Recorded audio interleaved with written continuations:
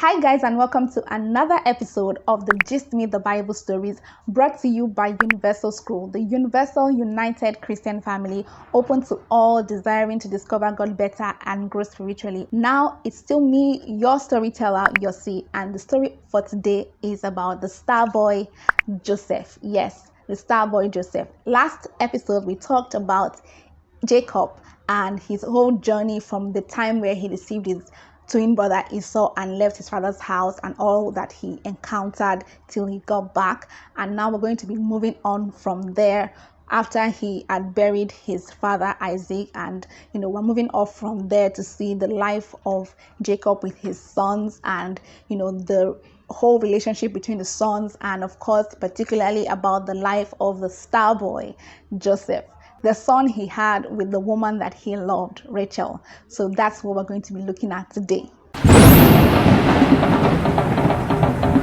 As I said, Joseph was the favorite son of his father Jacob because he was born through the woman that he loved so much, and that was Rachel. So he favored Joseph above all his other sons, and the sons did not like this at all. So they really did not like Joseph in any way. Like, they just did not like the guy. In fact, Jacob got a coat of many colors and then gave it to his favorite son Joseph. So imagine having 12 sons and you just buy nice things for one particular one. That one is your favorite. In fact, when your brother was coming and you're not sure whether your brother was going to kill your family members or not because you deceived him in time past, you decided to split your family according to your order of favoritism, where he put the concubine and their children in front, just in case Esau decides to smite them, they'll be the first to die. Then he put Leah and her children, just in case he moves from them quickly and gets to the next set, he will get to Leah first.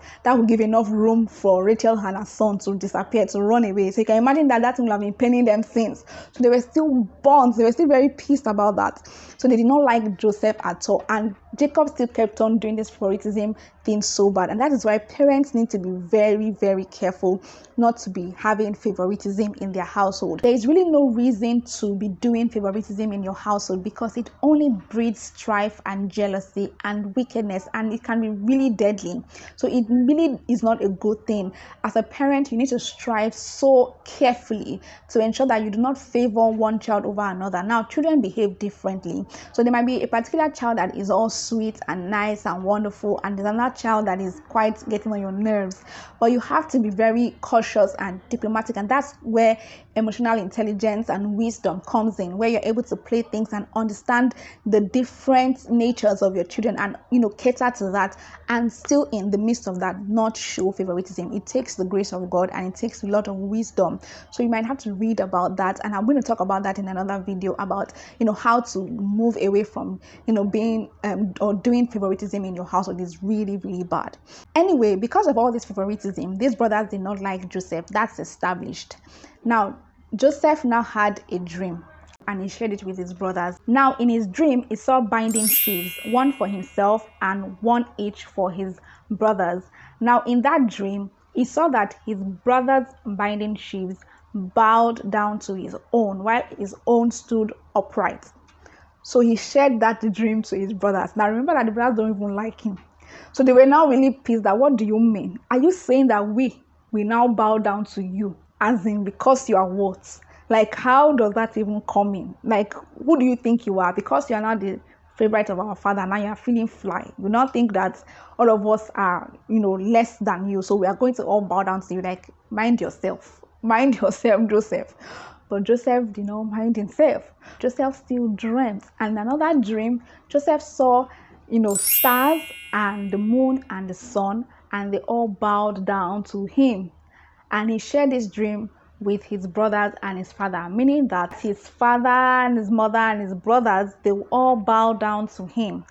Now, his father even rebuked him for that. What do you mean? Even me too, I'll come and bow down to you. Like, what's all that? His father was like, But the father kept it in his heart, like, this boy is, he's dreaming things, like, I don't know, but let me just keep it in my mind, just in case, like, let me just be watching this boy.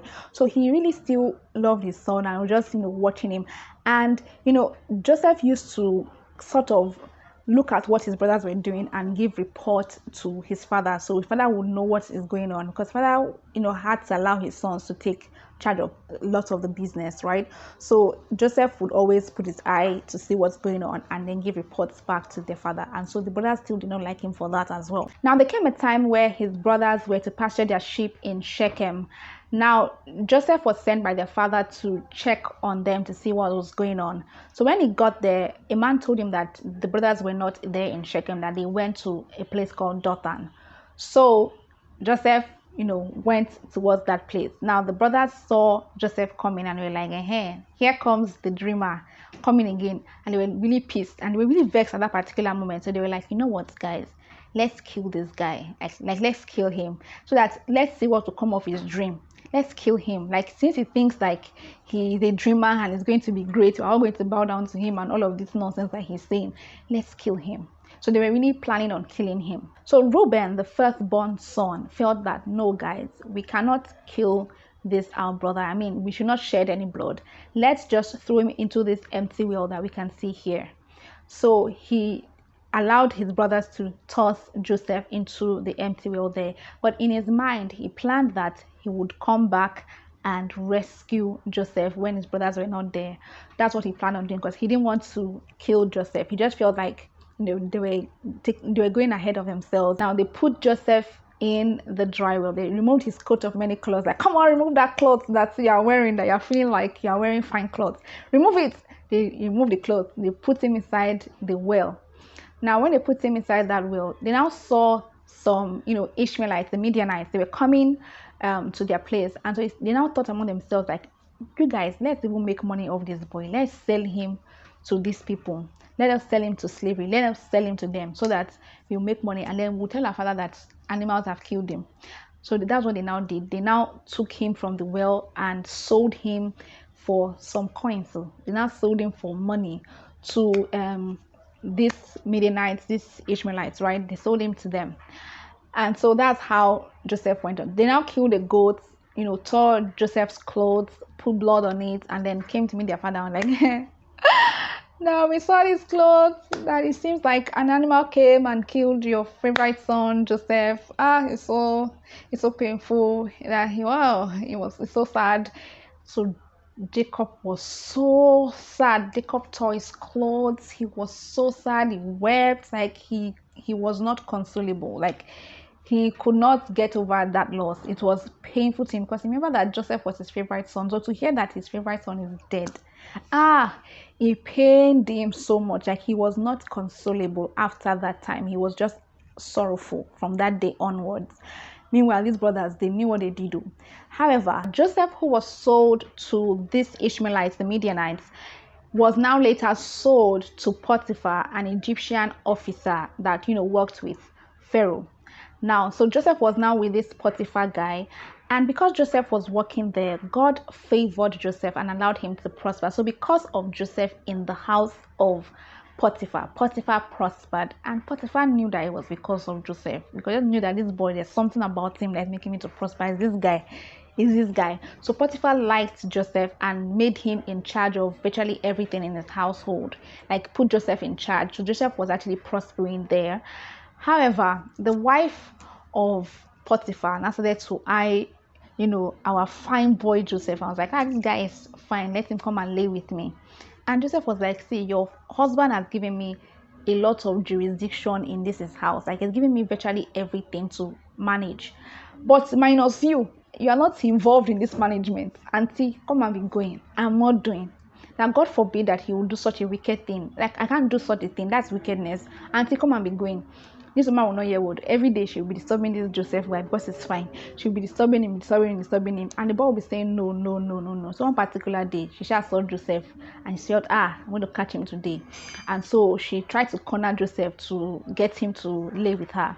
And Joseph was like, I beg go, me, I'm not doing. And then he tore himself off from her and ran away. But as he was running away, his coat was still in the hands of this woman, but he left it like, take it, let me just run. So he shall ran away from the place. So seeing that she was with Joseph's clothes, she now said, okay, opportunity comes but once.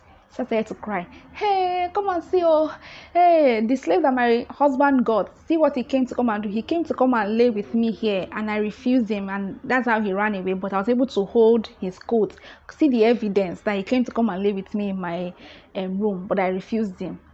Ha, Linus, liar of life. That's how Potiphar was boiling. How can you do such a wicked thing? Just bundled Joseph and put him in prison. Such a wicked woman. Anyway, Joseph was in the prison, and the warder actually favored Joseph above all the other prisoners and made Joseph sort of in charge of the other prisoners. So Joseph was, in a good position while still in prison. He was favored in prison. So we can see that every step of the way, God was favoring Joseph. Even though he was going through a lot of difficulty, God still ensured that even in the midst of that difficulty, he favored him. He showed him some sort of light even in the darkness, to ensure that he was well respected in the house of Potiphar. Even when he got to the prison, he was favored there. God just allowed that element of hope for him to see the light even in the midst of that dark period. So God would always show you that that's not the end. There's always still that glimpse of light. And I'm sure that it must have been quite difficult for Joseph, knowing that he dreamt and he knew what he dreamt about, and he understood what he dreamt about, that he was going to be great. His family was going to bow down to him, like he was going to be a great man. He knew this. So it did not correspond, like the dream did not correspond with his reality, like what's going on. If it is nowadays, like in Nigeria now, they will say somebody has changed your destiny. Like you are going to have to go and pray that whoever changed my destiny must bring it out, because it did not tally. It did not tally. But he just did not understand why was this going, like he was going downwards, like from one bad thing to another level of bad thing, from slavery to prisoner. I mean, how does that even work? So it was really a lot. Yet he did not compromise his faith. He did not say, you know what, I'm not doing this God again. This God has promised me, that gave me wayo, that gave me dream, and is giving me the opposite. Me, I did not want. He just felt, let me just continue to serve God. That's why even when the opportunity for him to sleep with his master's wife came, he did not take it. He was still faithful even in whatever he was doing. He just kept on doing right, and God was still favoring him in the midst of it all. So we must learn to know that even when things seem really difficult, God is still there with us to give us some sort of soothing, to allow us pass through it, till when it is the appointed time for him to reveal his glory and let his glory shine so brightly in our lives. So even in the midst of the pain, his glory is still shining in your life, and greater glory will still shine forth when he decides to burst forth the glory in your life by transforming your life to an amazing view. So you need to just continue to walk in alignment with God. Now, there was a particular day in prison where he saw a former cupbearer of Pharaoh and former baker of Pharaoh, looking really dull in prison. And he was wondering, like, what's going on, guys? Like, why are you guys looking so down? What's happening? And they explained to him that they had a dream. And so he was like, okay, tell me this dream, and perhaps God will give me the interpretation. Now, the former cupbearer of Pharaoh said that he saw a grapevine that had 3 branches, and the grapes on these branches were ripe. And so these grapes were, plucked and squeezed into the cup of Pharaoh.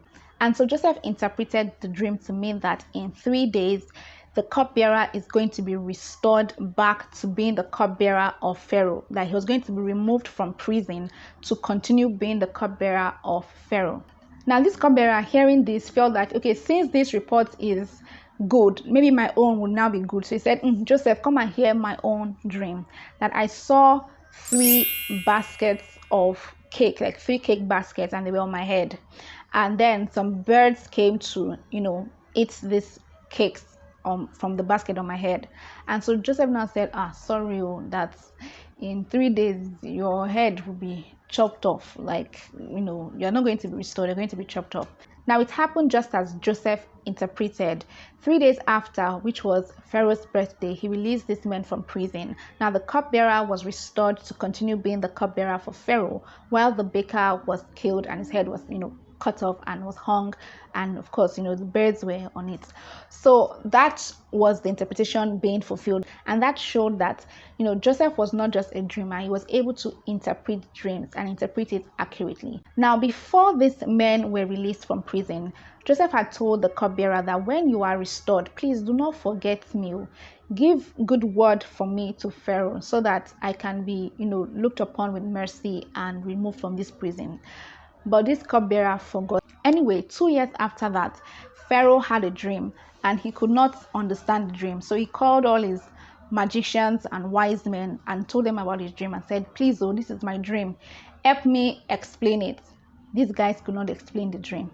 They could not give the interpretation to the dream. They just did not understand it. What is going on? You guys explain this dream. You must explain this dream for me. They could not explain it. And so the cupbearer said, sir, Oga King Pharaoh, please, I have this guy that was in the prison with me, and he interpreted my dream for me, and it came out exactly as it said. So I think this guy will be the best person to interpret your dream. That's how Pharaoh said, okay, send this guy to me. So they sent Joseph to him, cleaned him up and everything, and brought him to meet Pharaoh. In the dream, he saw 7 healthy cows, fat and healthy cows. He saw these cows, and then afterwards it saw coming out from the Nile 7 very thin and gaunt cows, and the thin and gaunt cows ate the fat cows and still remained thin. What is going on? At least if these thin cows should eat this fat, at least they should grow a little bit fat. What's all this? Why are they still thin? Like, what's going on? That was not all. He had another dream again. Now in the second dream, he saw 7 ears of grains, come up from a single stalk. They were good and plump. Then he saw another 7 ears of grains that came up from a single stalk, and they were thin and gaunt. And the thin ones swallowed up the fat ones. And he's like, what is with you guys and thin ones swallowing up fat ones and remaining thin? What's going on here? So he really needed the interpretation because he was really troubled. And then Joseph came and interpreted it to mean that there will first of all be 7 years of plenty. That means they will have a lot of harvest, they will have a lot of goods, so many riches in the land for 7 years. It will be very fantastic. After that 7 years of plenty will come 7 years of famine, very intense famine, to the point where the famine will actually swallow up all of the wealth that was gotten in the 7 years of plenty, and even it will still be worse. So there will not be like a recovery from that 7 years of famine, because it will swallow up even all of the things that they were able to take from the 7 years of plenty. So when he gave this interpretation, he did not just leave it at that. He now gave a solution. He said, what I would advise is that you get somebody that is smart, that is good with administrative stuff and all of that, to manage the wealth during the 7 years of plenty, so that they take some parts of this wealth and store it up, so that during the time of famine there will be things that we can take off from this 7 years of plenty, so that we will be able to sustain ourselves during the period of famine, so that we will not suffer. So this was a very wise plan. And then Pharaoh was like, who else will not be the one to administer this management if not you that got the interpretation of the dream, when our wise men could not even interpret it? I mean, you are the perfect person for this job. And so he immediately asked for his chains to be broken off, and for him to be given a new robe, to be bathed and given a new robe and everything. I made him second in command, that is next to him, gave him a ring on his finger and everything. I made them to declare that everybody should answer to Joseph. So Joseph was now like second king, like was the next in command. He was one in charge of virtually everything. Now when Joseph was made second in command in Egypt, Pharaoh also gave him one of his daughters, and she had 2 sons for him, Manasseh and Ephraim. So he made sure that everybody, when they got their produce, they gave up a portion of it for storage, so that they would store it for the famine period that was to come upon the land 7 years after. And it happened exactly as Joseph interpreted. They had 7 years of abundance, and after that 7 years of abundance came 7 years of famine, and the famine was really intense.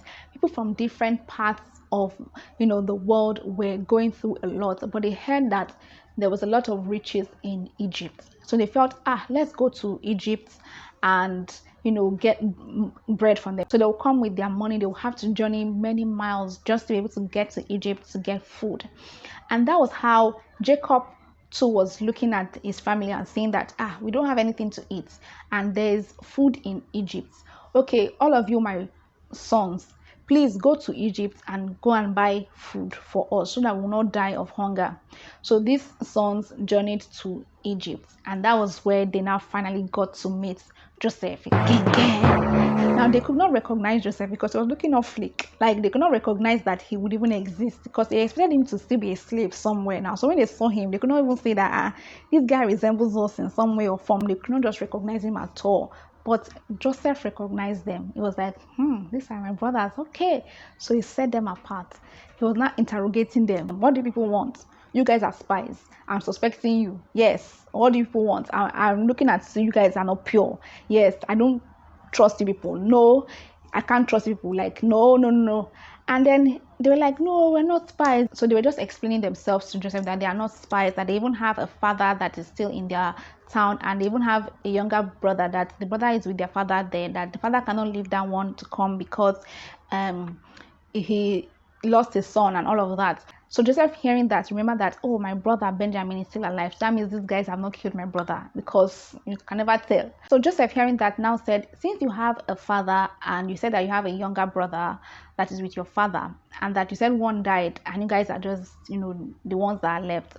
All right, for me to really believe that you guys are not spies, you have to bring this your younger brother for me to see with my eyes, so that I will know that for a truth you have a younger brother.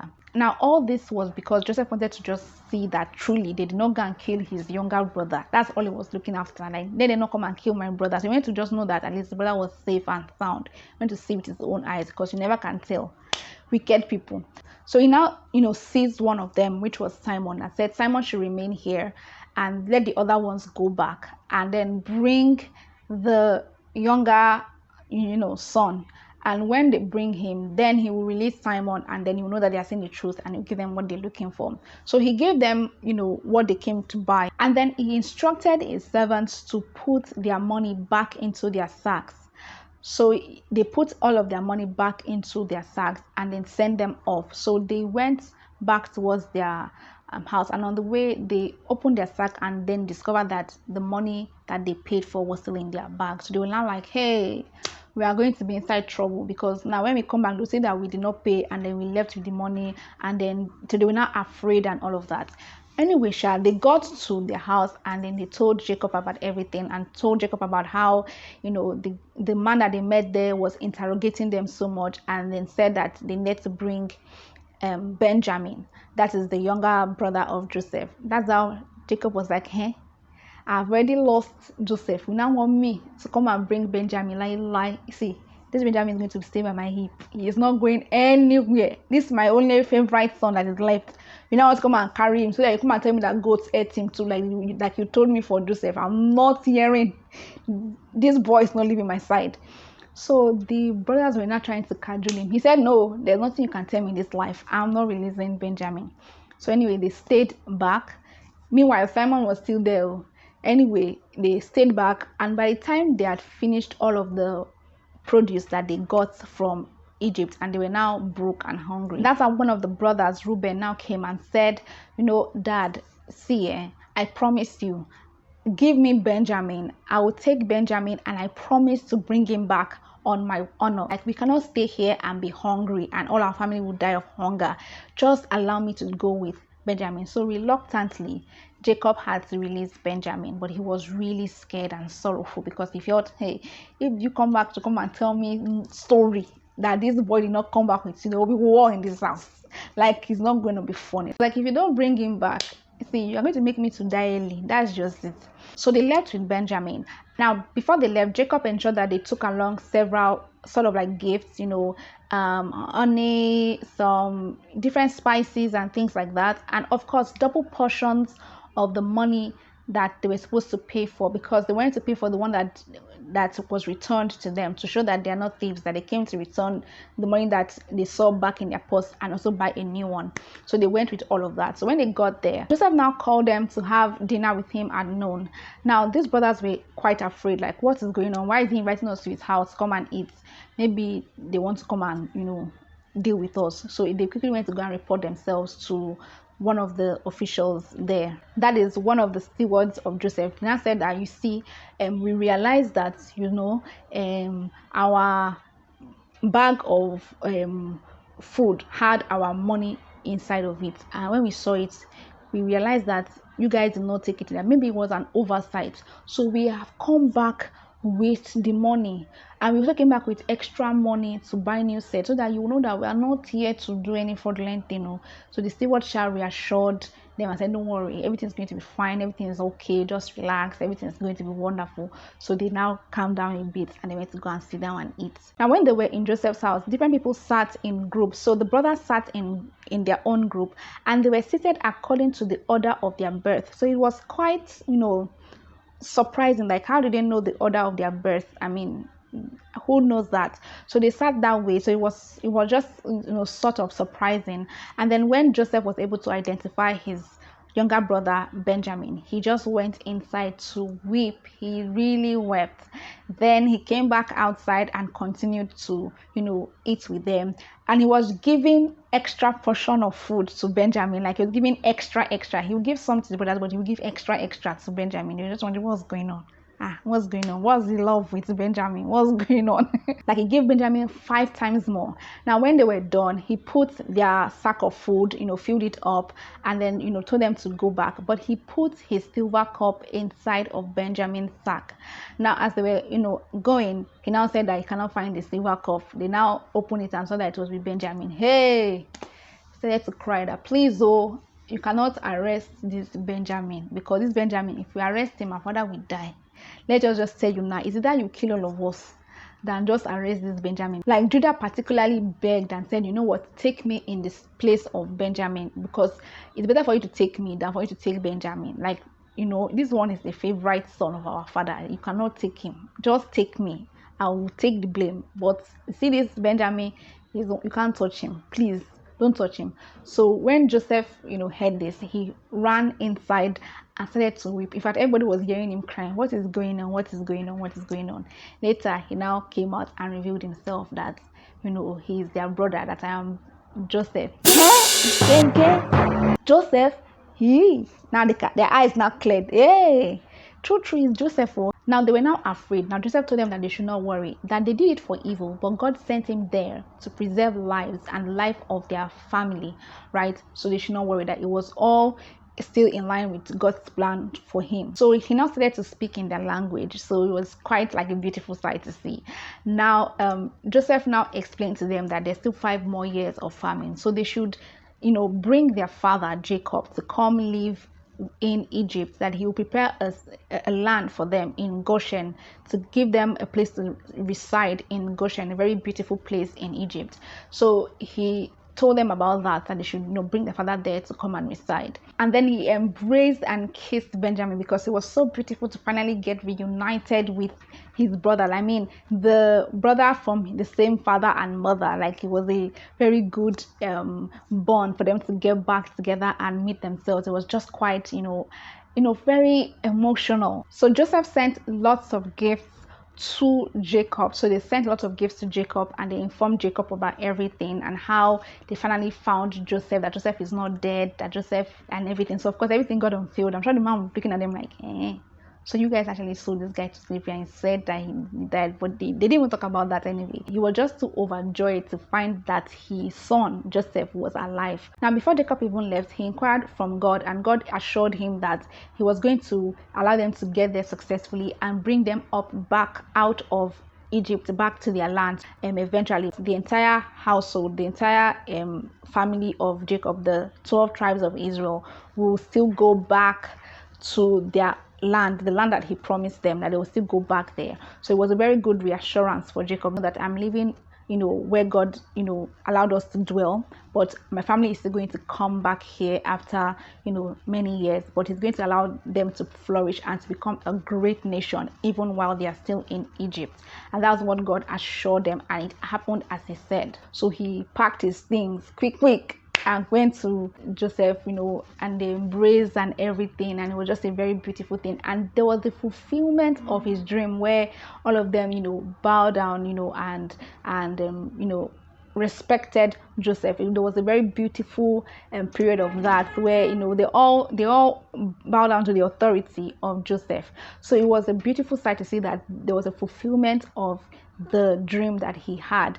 After all the years of suffering, after everything that he experienced, it finally came to fruition. Now, Jacob was actually 130 years old when he finally met Joseph. Now, Jacob stayed with his family in Goshen, and they prospered, and of course, they had a very huge descendant. So now the journey is going to continue from there. There's a lot more to be told about this story of Joseph and his brothers as they stayed in Goshen and what happened afterwards. So ensure that you bring your popcorn in the next one, because it's going to be juicy.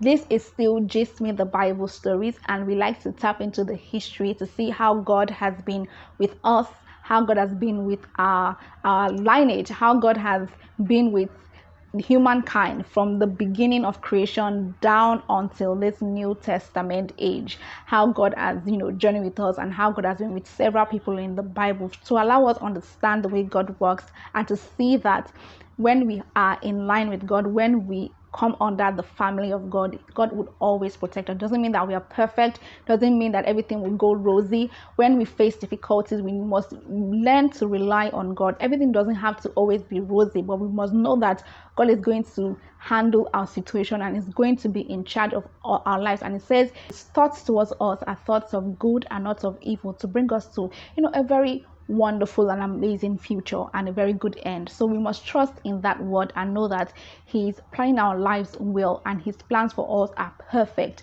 So we must learn to depend on Him and trust Him, and we must know that it is not by our actions, it's not by our perfection, it's just by grace and favor. And we must always desire the favor of God, and we must align with God. When we ascribe ourselves under the family of God, He will take care of us as His children. So we must learn to be His children indeed, and let Him take care of us as our Father.